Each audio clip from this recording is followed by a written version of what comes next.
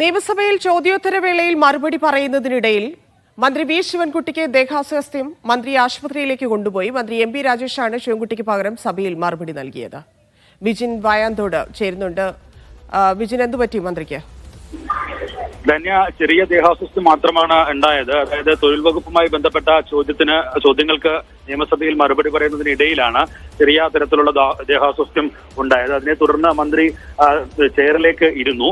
പിന്നീട് രണ്ടാമത്തെ ചോദ്യത്തിന് ഉത്തരം പറയാൻ നോക്കിയപ്പോൾ ചെറിയ തരത്തിലുള്ള ദേഹാസ്വാസ്ഥ്യം അനുഭവപ്പെടുകയും ആ ചോദ്യത്തിന് ഉത്തരം മറ്റു മന്ത്രിമാർ പറയട്ടെ എന്ന് സ്പീക്കർ ആവശ്യപ്പെടുകയും ചെയ്തു. പക്ഷേ അദ്ദേഹം താൻ തന്നെ മറുപടി നൽകാം എന്ന് പറഞ്ഞു. എന്നാൽ എം പി രാജേഷ് അദ്ദേഹത്തെ റെസ്റ്റ് റൂമിലേക്ക് മാറ്റാനും താൻ മറുപടി നൽകിക്കൊള്ളാം എന്ന് അറിയിച്ചതിനെ തുടർന്ന് പിന്നീടുള്ള മറുപടി എം പി രാജേഷ്